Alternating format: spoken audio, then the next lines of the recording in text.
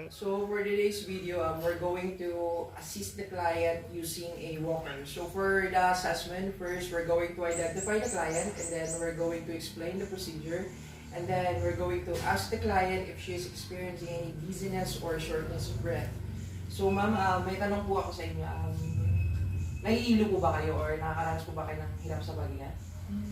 Okay po, thank you. Second is we're going to assess the client, assess the patient's vital signs, the range of motion, the ability to move using a walker, and then the muscle strength as well as weakness. And lastly, we're going to assist the client to sit to the side of the bed. And so for the implementation, first we're going to place the walker as close as to the bed. And then we're going to instruct the client to hold the top or grasp the top of the walker. Ma'am, pwede niyo pong hawakan yung taas ng walker. And then after that, we're going to brace, while the patient holding the top of the walker, we're going to brace the leg. We're going to brace the leg of the walker, and then we're going to hold the top of the walker so that we are going to prevent moving of the walker. Then after that, we're going to assist the client to stand up at the count of 3, and then we're going to observe for dizziness. So ma'am, tutulungan ko po kayong tumayo. So at the count of 3 po. So 1, 2, 3. Yes po ma'am, thank you. So after that, the nurse will stand behind the client, and then after that, the patient will move the walker for about 6 to 10 inches. So make it sure that the client will move the affected part or injured leg followed by the unaffected part. So ma'am, pwede mo po tayo, try po natin ma'am. Okay po, thank you. So after that, we're going to ask the client to move forward, or she will repeat the sequence until she will reach her destination, and then we're going to observe her condition and then her tolerance to the procedure.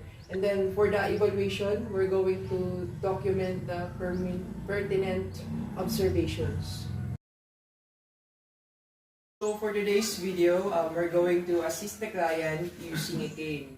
For the assessment, we're going to identify the client, and then we're going to explain the procedure, and then ask the client if she feel any dizziness or shortness of breath. Ma'am, nakakaranas po ba kayo ng pagkahilo or nahihirapan po ba kayong huminga? Ngayon, hindi naman po. Sige po, thank you. And then we're going to assess the client, vital signs, the range of motion, the ability to move, and then her muscle strength, as well as weakness. And then we're going to check the cane if there's a rubber tip. And then for the planning, we're going to prepare the material needed for the procedure, such as our cane. And then for the implementation, we're going to assist the client to sit the side of the bed. And then we're going to assist the client to stand up at the count of 3, okay ma'am? Sa bilang po na 3, tutulungan ko po kayo tumayo, okay po? So, 1, 2, 3.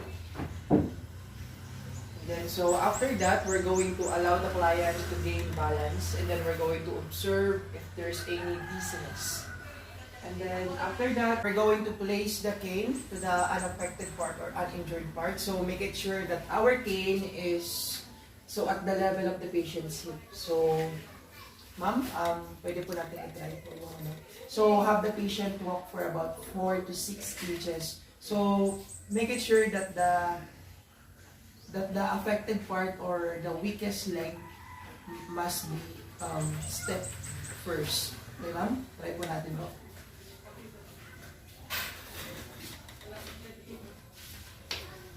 Okay, ma'am. Thank you po. And for the evaluation, we're going to document all the pertinent observations. Thank you.